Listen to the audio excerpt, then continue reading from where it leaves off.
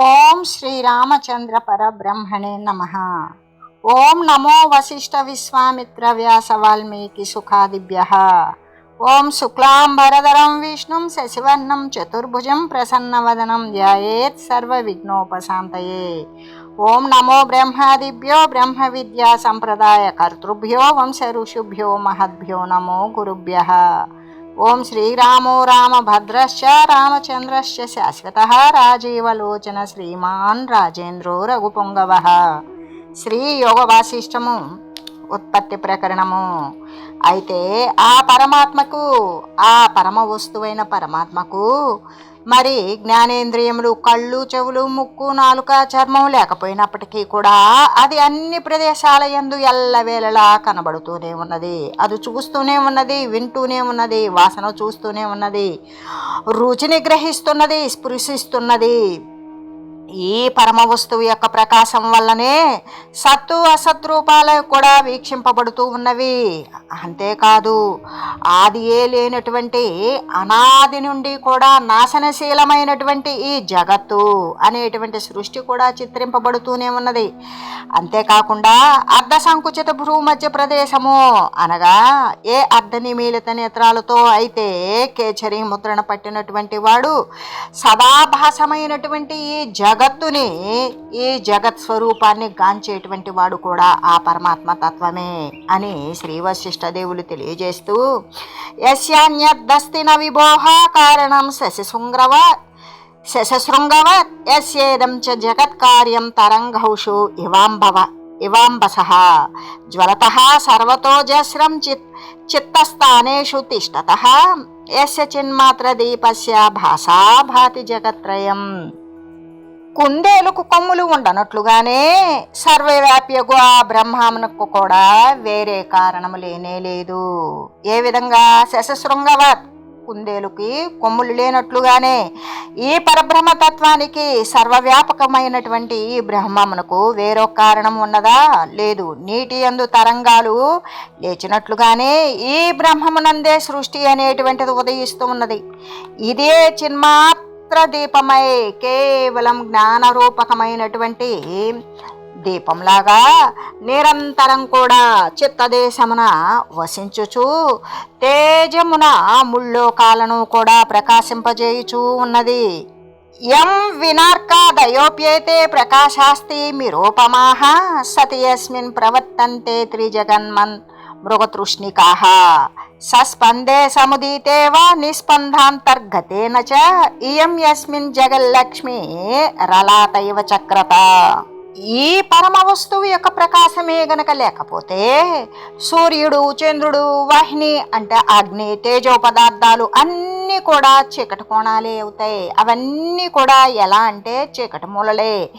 దీని యొక్క సత్తయందే ముల్లోకాలు మొత్తం కూడా మరి ఎండమాముల వలె ప్రకాశిస్తూ ఉన్నవి. ఎండమాముల్లో నీళ్ళు ఏ విధంగా లేవో మరి అలాగే ఈ పరబ్రహ్మ వస్తువునందు ఈ ముల్లోకాలు కూడా లేకనే ఉన్నట్లు కనిపిస్తూ ఉన్నవి. దేని చేత అంటే ఈ పరమ వస్తువు యొక్క ప్రకాశము చేతనే కనబడుతూ ఉన్నవి. ఆ పరమాత్మ వాస్తవంగా కూడా పరమాత్మే గనక లేకపోతే ఆ సూర్యుడు, చంద్రుడు, వహ్ని ప్రకాశాలు కూడా అంధకార సదృశాలే అవుతాయి. ఆ పరమాత్మ రూప చైతన్య తేజం ఉండడం చేతనే ఈ మూడు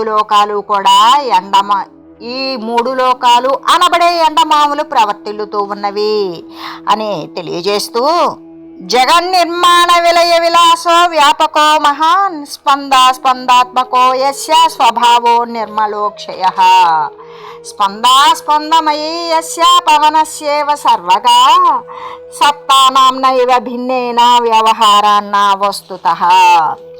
ఇది కనుక ఇష్టపడిందనుకో, కోరినదనుకో, జగత్తులు ఏ విధంగా అంటే మంటల్లో నుండి అగ్ని రవ్వలు, నిప్పు రవ్వలు, అగ్ని విస్ఫులింగాలు ఏ విధంగా పైకి లేస్తాయో అలా పైకి లేస్తాయి. ఏది కోరితే జగత్తులు, విశ్వాలు ఇవన్నీ ఇలా కూడా వస్తాయి, అగ్ని నుండి విస్ఫులింగాలు బయటకు వచ్చినట్లుగానే. అదే కోరలేదు, ఇచ్చింపకపోతే అవన్నీ కూడా సమసిపోతాయి. ఎలా? అదే అగ్ని రవ్వల్లో గనక ఒకవేళ మంట లేకపోతే ఏమవుతుంది? మొత్తం కూడా విస్ఫులింగాలు కాదు, నిప్పు రవ్వలు కాదు, ఏవి ఉండవు, మొత్తం సమసిపోతాయి. అలాగే కోరకపోతే ఈ జగత్తులు కూడా అలాగే సమయుచూ ఉన్నవి. ఈ మహద్వస్తువు యొక్క నిర్మలమైన అక్షయమైన స్వభావం యొక్క స్పందముల వలననే ఈ సృష్టి స్థితి సంహారాలు ఏ విధంగా అంటే చక్రబాణంలాగా సంభవిస్తూనే ఉన్నవి. చక్రబాణములు అంటే బాణములు గనక చక్రములాగా అంటే గుండ్రంగా ఉంటే ఒకదాని తర్వాత ఒకటి అనేటువంటిది మనకు కనబడకుండా చక్రం తిరిగినట్లుగానే ఈ విధంగానే సృష్టి యావత్తు కూడా మరి పుట్టుక, పోషణము, లయము అనేటువంటిది ఆ భ్రమణంలాగా తిరుగుతూనే ఉంటుంది.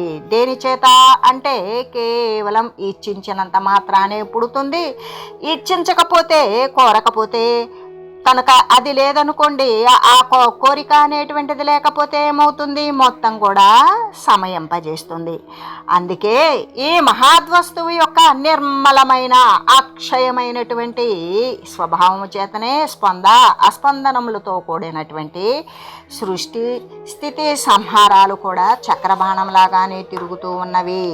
సర్వదైవ ప్రబుద్ధోయ సుప్తోయ సర్వదైవచ న సుప్తో న ప్రబుద్ధశ్చ యః సర్వత్రైవ సర్వదా. యదస్పందం శివం శాంతం యత్స్పందం త్రిజగత్స్థితి స్పంద విలాసాత్మాయ ఏకో భరితాకృతి. ఈ పరమాత్మ అంటే ఈ పరమ వస్తువు యొక్క సత్తా వాయువులాగానే సర్వగతము. వాయువు ఎక్కడ ఉంటుంది? సర్వము నిండి ఉంటుంది. అలాగే ఈ పరమ వస్తువు యొక్క సత్తా, దీని యొక్క మరి కదలిక సర్వం నందు నిండి ఉంటుంది. ఎలాగా? వాయువులాగానే సర్వంలో ఉంటుంది. స్పందమయము, స్పందించే వాటి యందు స్పందించనటువంటి, కదిలేటి వాటి యందు కదలనటువంటి సర్వము నిండి ఉంటుంది ఈ పరమపదమైన వస్తువు. ఇది సద్రూప పూర్ణత్వాల నుండి భిన్నమైనట్లు కనిపిస్తూ ఉన్నప్పటికీ కూడా, ఏ సత్యరూపమైనటువంటి సర్వము నిండినటువంటి పరబ్రహ్మము నుండి వేరైనట్లు కనిపిస్తూ ఉన్నప్పటికీ కూడా, వాస్తవానికి విచారించి చూస్తే ఇది ఎప్పటికీ భిన్నము కాదు, వేరు కానే కాదు. ఈ బ్రహ్మము సర్వదా కూడా నిద్రితము, మరి సర్వదా జాగరితము. అది ఈ పరబ్రహ్మము ఎప్పుడూ నిద్రపోతున్నట్లే ఉంటుంది. నిద్రపోతుందా అంటే లేదు, ఎల్లవేళలా జాగ్రత్తయే అయి ఉంటుంది. సదా సర్వత్రా జాగరితము కాదు, నిద్రితము కాదు. అది అలా సుషుప్తిలోనూ ఉండదు, మరి జాగ్రత్తలోనూ ఉండదు అని శ్రీ వశిష్ఠదేవులు తెలియజేస్తూ, ఆమోదైవ పుష్పేషు న పశ్యతి వినాశిషు ప్రత్యక్షస్థోప్యదాగ్రాహ్య శ్లౌక్యం శుక్లపఠే యథా మూకోపమోపి యో మూకో మంతా యోప్యుమా ఫలోపమా యో భక్త్యా నిత్యతృప్తోపి కర్తాయాశ్చాప్య కించన. ఏ విధంగా ఉంటుంది అంటే దీని యొక్క స్పందము అనేటువంటిది, దీని యొక్క కదలిక ఎలా ఉంటుంది? పరమ వస్తువు యొక్క కదలిక శాంతముగా ఉంటుంది, కళ్యాణకారకముగా ముల్లోకాలు కూడా నిండి ఉంటుంది. ఇది ఏకాత్మకమే అయినటువంటి పూర్ణము, సర్వము నిండి ఒకటియే అయి ఉన్నది. ఇది అస్వర పదార్థాల యందు ఉన్నట్లుగా ఉండి కూడా ఉంటుంది.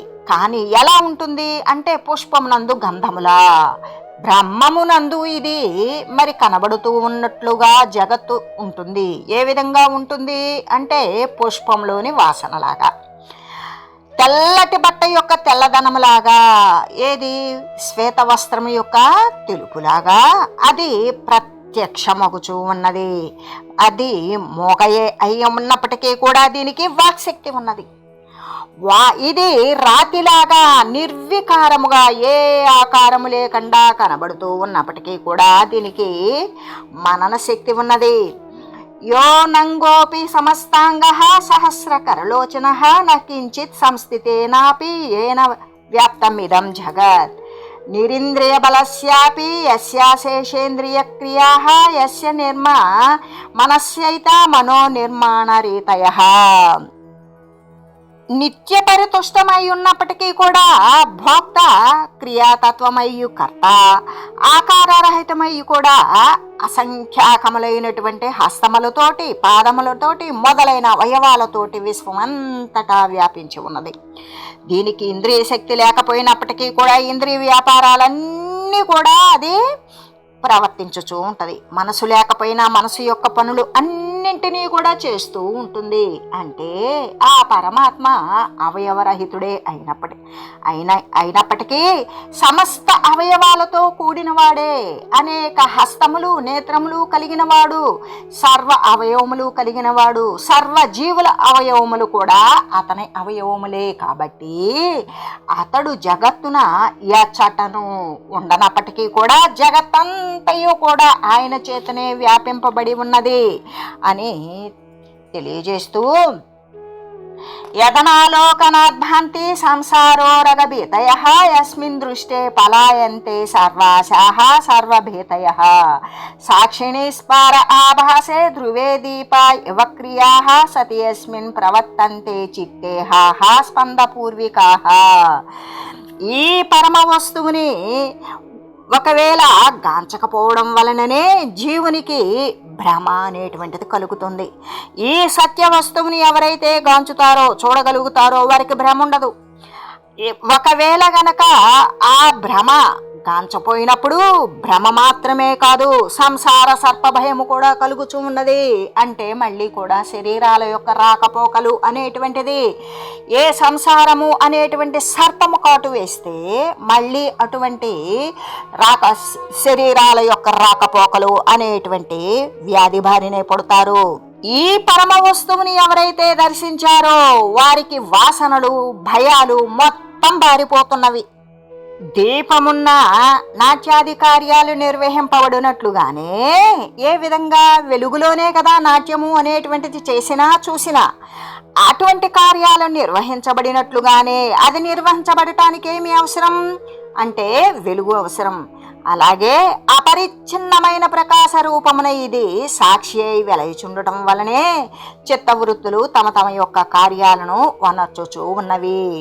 ఒకవేళ ఈ యొక్క పరమ వస్తువు యొక్క సత్తా లేకపోతే ఇవి ఎక్కడివక్కడే ఉండిపోతాయి అని తెలియజేస్తూ, యస్మాద్ఘట పటాకార పదార్థ శతపంకయః తరంగ కణ కల్లోల విచయో వారిదేరివ సయేవాన్యతయ న్యతయోదేతి యత్ పదార్థ శతభ్రమైః కటకాంగద కేయూరా నూపురైరివ కాంచనం.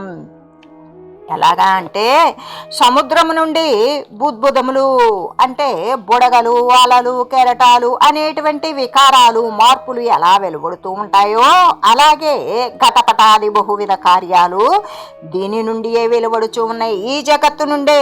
ఈ జగత్తు దేని నుండి? బ్రహ్మము నుండే. బ్రహ్మము యొక్క సత్తా ద్వారానే జగత్తు అనేటువంటిది ఆభాస మాత్రముగా ప్రతిభాసిస్తోంది అని తెలియజేస్తూ, ఘటపటాది కుండ వస్త్రము కుండగను మారేటువంటి బహురూపాలైనటువంటి కార్యాలు అన్నీ కూడా ఈ యొక్క పరమ వస్తువు ద్వారా మాత్రమే వెలువడుతూ ఉన్నవి. ఎలా అంటే ఒకే బంగారము కటకాంగద కేయూరాది భేదాలు కనబడినట్లుగానే ఒకే అదంతా బంగారమే. ఆ బంగారం ద్వారా కంకణాలు కేయూరాలు మంజీరాలు కంఠహారాలు గాజులు ఇలాంటివన్నీ కూడా వేరువేరుగా చూపించబడినప్పుడు చేయించినప్పుడు ఆ కేయూరాది భేదాలు అదంతా సువర్ణముగా చూసినప్పుడు అక్కడ ఇక ఆ ఆభరణాల యొక్క భేదము కనబడదు. అలాగే ఈ బ్రహ్మ పదార్థమే మరి నానావిధ రూపాలలో వేర్వేరుగా కనబడుతుంది. ఈ బంగారాన్ని మరిచి ఆభరణాల పేర్లు చెప్పి ఆభరణ రూపంలోనే చూసినట్లుగానే వాస్తవంగా ఈ బ్రహ్మ పదార్థమే రకరకాలైనటువంటి వివిధ రకాల రూపాల నామరూప క్రియలుగా వేరువేరుగా కనబడుతుంది అని తెలియజేస్తూ, ఆ పరమాత్మను గనక దర్శింపకపోతే జగద్భ్రాంతి, సంసార సర్పము వలన భయాలు కలుగుతూ ఉంటాయి. ఆయన యొక్క దర్శనము చేతనే ఏ పరమ వస్తువైతే పరమాత్మ తత్వం అయితే ఉన్నదో ఆయన దర్శనము చేత సమస్త ఆశలు సర్వరకాలైనటువంటి వివిధ రకాల భయాలు కూడా పారిపోతాయి. దీపం ఉన్నప్పుడే నాట్యము మొదలైన క్రియలు జరుగుతున్నట్లుగానే సాక్షియు అపరిచ్ఛిన్నుడును అయినటువంటి ప్రకాశ రూపుడకు ఆ పరమాత్మ ఉన్నప్పుడు మాత్రమే చిత్తము యొక్క చలన రూపాలైనటువంటి సమస్త క్రియలు కూడా ప్రవర్తిస్తూ ఉన్నవి.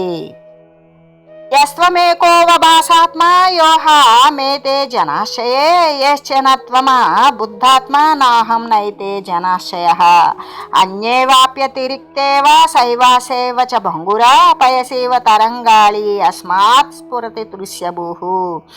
నీ యందు ఆ చిన్మయ స్వరూపుడు ప్రకాశించిన ఏ వస్తువు తోడను నీకు భేదం లేదని గ్రహింతువు. నీ యందు కూడా ఆ చిన్మయ రూపుడే ప్రకాశిస్తే అలా గ్రహిస్తావు. అదే జ్ఞానము ఒకవేళ లభించలేదనుకో వీరు వారు నేను అనేటువంటి భేదబోధ అనేటువంటిది తొలగదు. అటువంటి భేదముతో కూడుకున్నటువంటి జ్ఞానము తొలగదు. అజ్ఞానము నీటి యందు అలలు లేచినట్లుగానే ఈ బ్రహ్మ వస్తువు నుండియే ఈ దృశ్య జగత్తు ప్రభవించినది. దీనికంటే బ్రహ్మ వస్తువు కంటే వేరొక వస్తువు లేనే లేదు. ఈ దృశ్యం యావత్తు కూడా ఎక్కడి నుండి ఉత్పన్నమైనది అంటే ఆ బ్రహ్మ వస్తువు నుండి ఉత్పన్నమైనది అని శ్రీ వశిష్ఠ దేవులు తెలియజేస్తూ ఉన్నారు. కుందేలుకు కొమ్ములు ఉండనట్లుగానే సర్వవ్యాపి అయినటువంటి ఈ బ్రహ్మమునకు వేరొక కారణం లేనే లేదు. నీటి యందు తరంగాలు లేచినట్లుగానే ఈ బ్రహ్మమునందే సృష్టి అనేది ఉదయిస్తుంది. ఇదియే చిన్మాత్ర దీపమై నిరంతరము కూడా చిత్తదేశమున వసించేటువంటి తేజముతో ముల్లోకాలను కూడా ప్రకాశింపజేస్తూ ఉన్నది. ఈ పరమ వస్తువు యొక్క ప్రకాశం లేకపోతే సూర్యుడు, చంద్రుడు, అగ్ని మొదలైన తేజో పదార్థాలకు కూడా చీకటి కోణాలే అవుతాయి. దీని సత్త నుండే ముల్లోకాలు కూడా ఎండమాములు వలె ప్రకాశిస్తూ ఉన్నాయి. ఇది కోరినంతనే జగత్తులు ఏ విధంగా ఉత్పన్నమవుతాయి అంటే అగ్ని నుండి విస్ఫులింగాల్లాగా వెలువడతాయి. ఒకవేళ ఇది కోరకపోతే అవి అక్కడే సమసిపోతూ ఉన్నాయి. ఈ మహద్వస్తువు యొక్క నిర్మలమైన అక్షయ స్వభావం యొక్క నిస్పందము వలననే ఈ సృష్టి స్థితి సంహారాలు ఏ విధంగా అంటే ఒక భ్రమణములాగా చక్రబాణంలాగా సంభవిస్తూనే ఉంటాయి. ఏ విధంగా సృష్టి జరిగిందా పోషింపబడ్డా కొన్నాళ్ళకి శరీరం వదులుతాడు. ఆ చేసుకున్నటువంటి కర్మ ఫలితాల ప్రకారం మరొక శరీరాన్ని ధరిస్తాడు, మళ్ళీ పోషింపబడతాడు, మళ్ళీ చేస్తాడు, మళ్ళీ. అయితే అది కేవలం మనుష్య దేహమా కాదు. ఈ 84 లక్షల జీవరాశులు ఏ దేహాన్నైనా ధరించవచ్చు వాడు చేసుకున్నటువంటి కర్మ ఫలితాలను బట్టి. అటువంటి చక్రబాణంలాగా సంభవిస్తూ ఉంటాయి. అంతేకాదు ఈ పరమ వస్తువు యొక్క సత్తా వాయువులాగానే సర్వము నిండుంటుంది. స్పందమయము అంటే కదిలే వాటి యందు కదలన వాటి యందు కూడా నిండి ఉంటుంది. ఇది పూర్తి సద్రూపమే. ఈ పూర్ణత్వముల నుండి ఏమాత్రము కూడా భిన్నము కాదు, కానీ భిన్నమైనట్లుగా కనిపిస్తూ ఉంటుంది. వాస్తవానికి ఇది భిన్నమా అంటే ఎప్పటికీ కాదు. ఈ బ్రహ్మము ఎలా ఉంటుంది అంటే ఎల్లప్పుడూ కూడా నిద్రించినట్లుగా, ఏమీ తెలియబడినట్లుగా, అనగారినట్లుగా ఉంటుంది. ఒక్కొక్కసారి సర్వదా జాగరితము, సర్వము కూడా మరి మొత్తం మెలకువలో ఉన్నట్లుగా అనిపిస్తుంది. కానీ ఇది ఎప్పటికీ కూడా జాగ్రత్త కాదు, నిద్రితము కానే కాదు. దీని యొక్క స్పందనం ఏ విధంగా ఉంటుంది? పరమ వస్తువు యొక్క స్పందనం అంటే శాంతము, కళ్యాణకారకము. ఈ శివము ముల్లోకాలు కూడా ఇమిడి ఉన్నవి. ఇది పూర్ణమై ఏకాత్మకమే ఉన్నది. ఇది అస్వర పదార్థాల యందు అంటే నశించేటువంటి పదార్థాల యందు ఉండి కూడా పుష్పగంధములాగా పుష్పమునందు ఉన్నటువంటి సువాసనలాగానే ఇది ఎప్పటికీ నశింపదు. తెల్లటి బట్ట యొక్క తెల్లదనంలాగానే అది ఎప్పుడూ ప్రత్యక్షమయ్యే ఉంటుంది. మోగ అయినప్పటికీ కూడా దీనికి వాక్శక్తి ఉన్నది.